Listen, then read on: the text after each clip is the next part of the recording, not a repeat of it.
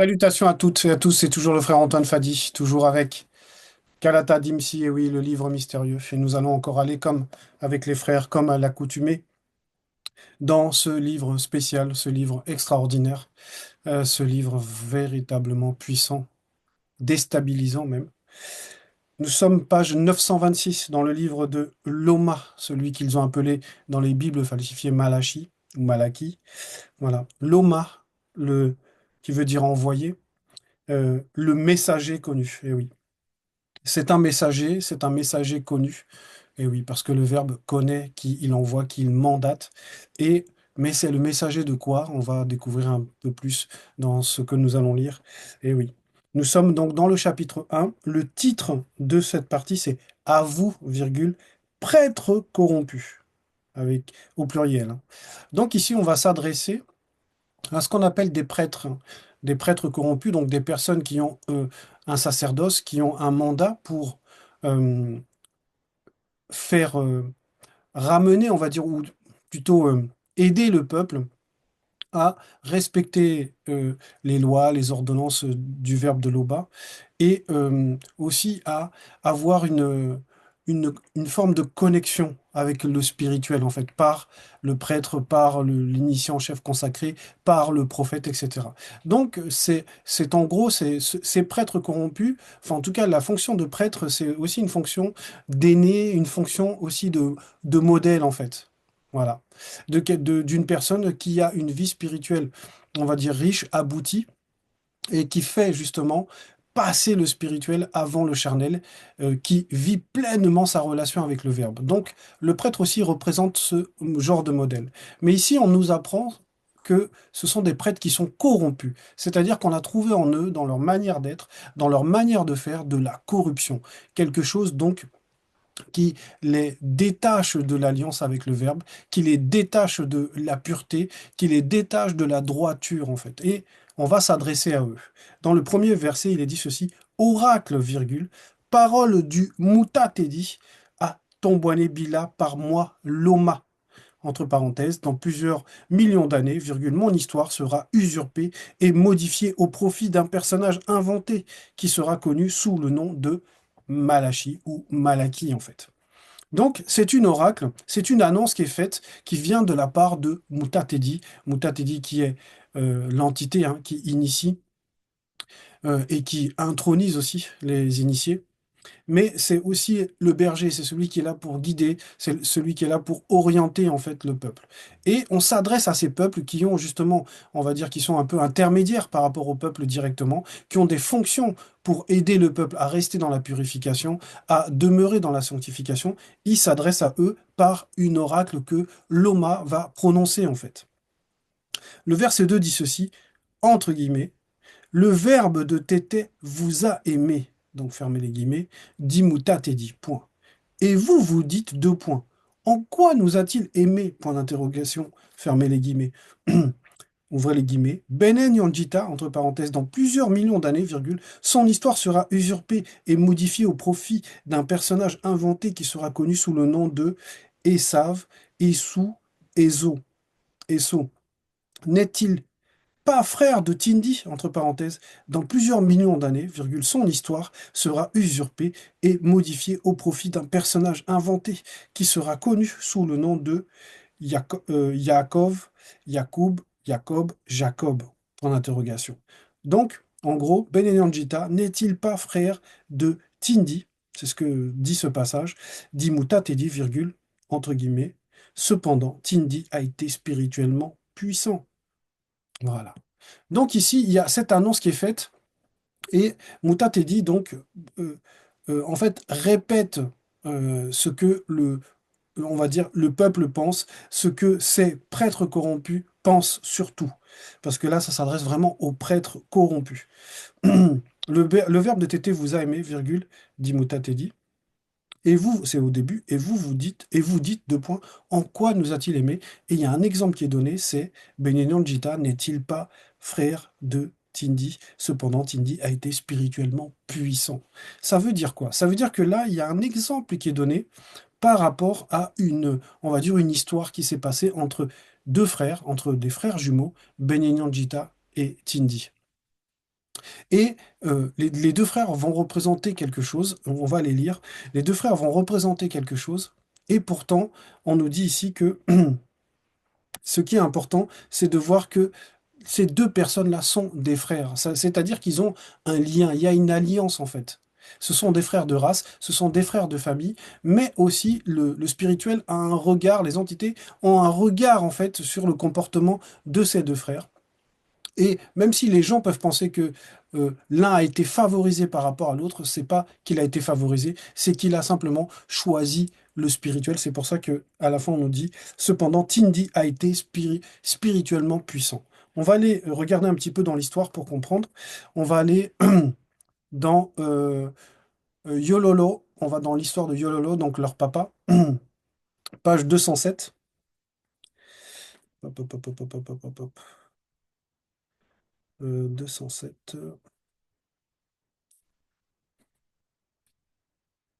Yololo, donc c'est Isaac. Enfin, c'est comme ça qu'ils l'appellent dans les Bibles falsifiées, hein, Isaac.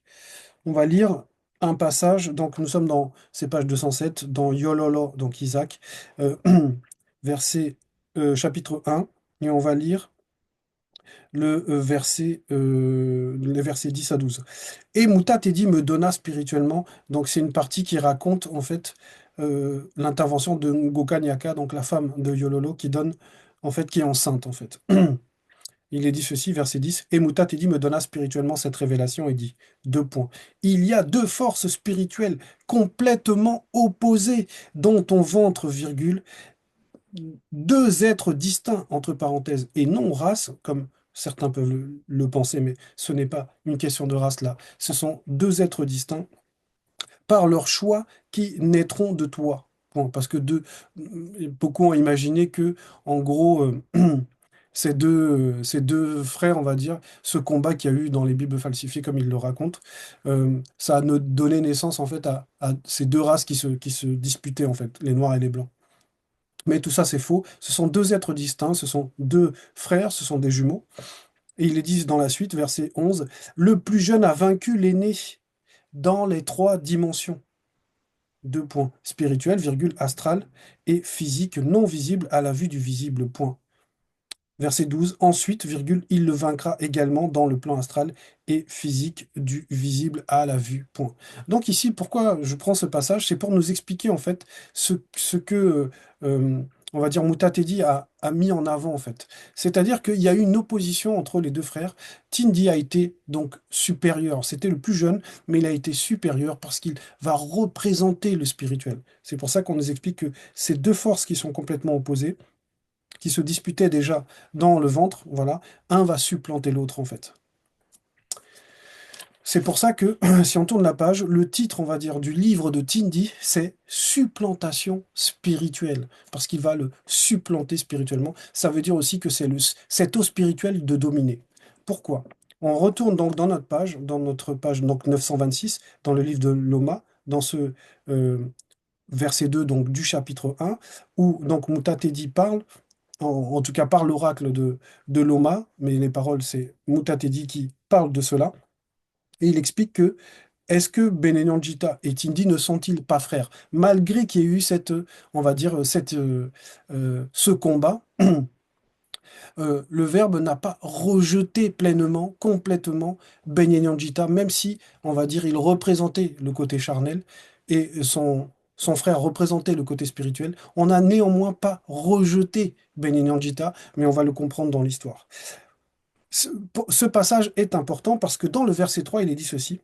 Et Benenandjita a méprisé la loi du verbe de tété, virgule, Mundima Beko qui s'est dit a fait, entre parenthèses, temporairement, de ces montagnes une solitude, entre parenthèses, sous le regard perçant de l'entité des montagnes. Point. Et oui. Donc ici, on nous apprend encore quelque chose d'important par rapport à cette histoire de Benenandjita et Tindi. Ce sont des frères, le verbe les considère comme des frères, mais il y en a un qui a fait quelque chose qu'il ne fallait pas. Il a méprisé la loi du verbe de téter. Et on va comprendre l'importance, en fait, et pourquoi cet exemple nous est donné, pourquoi Moutatedi parle ici de Benenandjita et de Tindi. On retourne donc dans notre histoire. On va cette fois dans le livre de Tindi. Comme je l'ai dit tout à l'heure, le titre c'est Supplantation spirituelle, parce que c'est réellement ce qui se passe spirituellement. Il y a une supplantation. Nous sommes donc page 208. Et il est dit ceci, voilà, à partir du verset 4, le titre de ce passage, donc de ce livre de Tindi, Tindi, Supplantation spirituelle. Dans le chapitre 1, verset 4, page 208, il est dit, Benignon Gita, le titre c'est ça, hein, méprise ses droits de fils aîné. Verset 4, à cet instant précis, virgule, moi, Tindi, je compris que Benignon Gita avait pris la place de l'agneau des premiers jours, entre parenthèses. C'est pour cela que Benignon Gita n'alla pas trouver ceux qui sont chargés de préparer et de servir le repas. Fermez la parenthèse. Et je lui répondis, cède-moi d'abord tes droits de fils aîné. Point. Verset 5. Alors Benenandjita me déclara, deux points. Je risque de m'affaiblir davantage. Point. À quoi me serviront mes droits de fils aîné? Point d'interrogation. Donc ici, dans ce passage, on voit en fait la faute, une des fautes, parce qu'il y en a eu plusieurs, mais la faute importante euh, de Benenandjita. Donc ce sont pourtant deux frères, mais il y en a un qui a négligé, donc le plus grand, c'est-à-dire en gros le modèle, c'est-à-dire en gros l'aîné, donc qui est donc on va dire normalement qui spirituellement doit être au-dessus parce que c'est l'aîné. On respecte le droit d'aînesse. Mais ici, on nous montre que l'aîné va mépriser la loi, va mépriser, c'est ce qui est dit donc dans le verset 3 quand on revient dans le livre de Loma. Donc, et Benenandjita a méprisé la loi du verbe de tété. En gros, Benenandjita va représenter un prêtre en fait. Un prêtre qui n'est pas censé ignorer la loi. En gros, le prêtre, c'est l'aîné par rapport, on va dire, au peuple, par rapport à ceux qui sont, qu'il est, on va dire, qu'il doit guider, qu'il doit aider, va représenter un frère aîné, en fait. Et là, quand il méprise la loi, quand le prêtre méprise la loi, il devient corrompu. De même que ici, Benenandjita a méprisé la loi du Verbe. Donc il a perdu, il les a cédés, il a perdu son droit d'aînesse. Et c'est un peu, si on va plus loin même, comme le Mouledi nous l'a déjà expliqué, c'est un peu ce qui se passe entre, on va dire, les Noirs, la race noire et les autres races en fait. L'homme noir est devenu, on va dire, inférieur parce qu'il a méprisé son identité, il a méprisé sa position, il a méprisé ce que le spirituel lui a donné. Donc, l'homme noir, on va dire, est redescendu de niveau parce qu'il a abandonné les lois du verbe pour la plupart et parce que, en gros, l'homme noir, c'est l'aîné, en fait. Donc, celui qui est l'aîné, celui qui est au-dessus, un peu, c'est un peu ça aussi, la fonction de prêtre, comme je l'ai dit, lui, il va mépriser la loi et ça va avoir des conséquences. On continue toujours donc dans notre livre, on est donc dans le livre de Loma, verset 4. Un fils initié honore son père initié, virgule, et un employé son employeur, virgule. Loba est tété, entre parenthèses, père, virgule. Où est donc l'honneur qui lui est dû, point d'interrogation? Il est unique créateur, avec des majuscules, il est unique créateur, virgule. Où est la crainte, avec le C majuscule, du respect qui lui est dû, lui, avec majuscule, est dû et qu'on a de lui, entre parenthèses, lui, virgule, est l'entité connue sous le nom de mot qui permet aussi par Yala à ceux du visible d'être conscients que l'oba est hors, avec des majuscules, est, l'oba est hors du pronom personnel, P majuscule à pronom.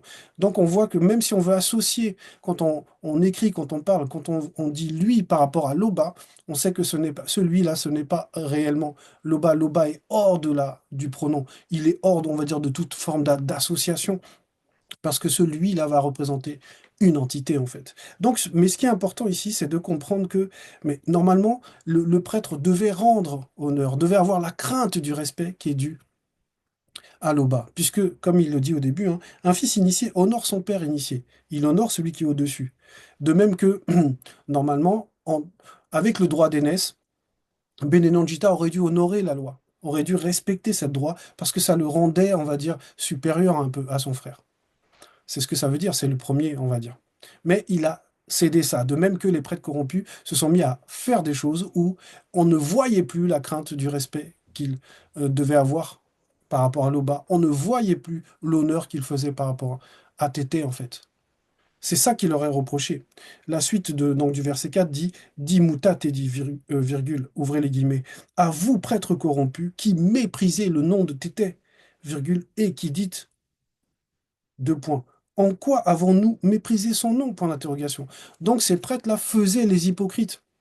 De même que Benignon Gita a méprisé le droit d'aînesse, a méprisé la position qu'on lui a donnée, l'importance qu'on lui a donnée. De même là, les prêtres corrompus donc méprisent le nom de Tété parce que eux c'est ce niveau-là pour eux. Donc ils méprisent le nom de Tété et en plus ils disent mais en quoi on l'a fait? Un peu comme on avait vu tout à l'heure dans le verset 2 quand ils disent en quoi nous a-t-il aimés? Voilà. L'amour c'est de donner une position, l'amour c'est de donner une relation à la loi. L'amour c'est une alliance en fait. Donc ici, eux, ils finissent par poser dans ce verset 4, ils disent, en quoi avons-nous méprisé son nom? Et on va avoir la réponse. Verset 5, vous offrez des sacrifices d'animaux, virgule, et vous dites deux points. En quoi avons-nous péché? Eh oui. Alors qu'on sait, comme on l'a vu la semaine dernière, avec l'exhortation dans le livre de Wanja, mais on sait que c'est une abomination, que le sang ne rachète rien, que faire des sacrifices, faire des offrandes, même comme le Mouledi l'a fait sur euh, l'histoire de qui était l'agneau tué par Abel, on voit que l'instauration du sacrifice de sang, des offrandes, tout ça, c'est Satan qui est derrière. Donc c'est- on va aller justement dans le livre de Wanja. On va aller dans Wanja, c'est Wanja 64.3. Ouais, c'est page 780. Donc c'est un peu plus tôt. Wanja 64. Ouais, j'avais dit Wanja 64, verset 3,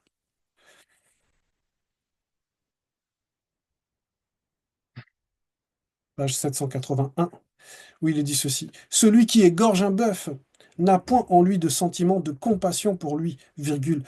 Celui qui sacrifie un agneau le sacrifie au démon en forme de chien, virgule. Celui qui présente une offrande la présente au démon en forme de phacochère, virgule. Celui qui brûle de l'encens est comme celui qui adore des idoles, entre parenthèses, statuettes représentant différentes espèces de démons. Fermez la parenthèse, point virgule. Tout cela se complaise dans leur voix et leur âme trouve du plaisir dans leur abomination. Donc voilà comment est considéré celui qui ose faire des sacrifices. C'est une abomination. Voilà, c'est quelqu'un qui est idolâtre en fait. Et c'est quelqu'un surtout, enfin on dit comme on dit au début, hein, celui qui égorge un bœuf n'a point en lui de sentiment de compassion, alors que la compassion c'est extrêmement important. Parce que quand Tedi parle en disant mais Benignon n'est-il pas frère de Tindi? C'est parce que on a manifesté la justice aussi à Benignon, mais à une condition. On lui a manifesté la compassion à une condition en fait. Et on va la voir. On est donc dans le verset 6, toujours dans le livre de Loma. On est revenu donc page 926 où il dit changez maintenant d'attitude, virgule, pour que je puisse avoir compassion de vous, point d'exclamation. C'est de vous que cela vient, deux points. Vous recevrez-je favorablement, point d'interrogation, dit Moutatedi. Ça veut dire ici que Moutatedi sait faire preuve de compassion. Et l'exemple de Benenandjita et de Tindi est lié en fait à cette compassion. On va aller dans le livre de Benenandjita. Et oui, parce que il n'y a que dans Kalata Dimsi qu'on peut trouver cela, le livre de Benignon Gita, donc celui qu'ils ont appelé Esso. On va, c'est page 221,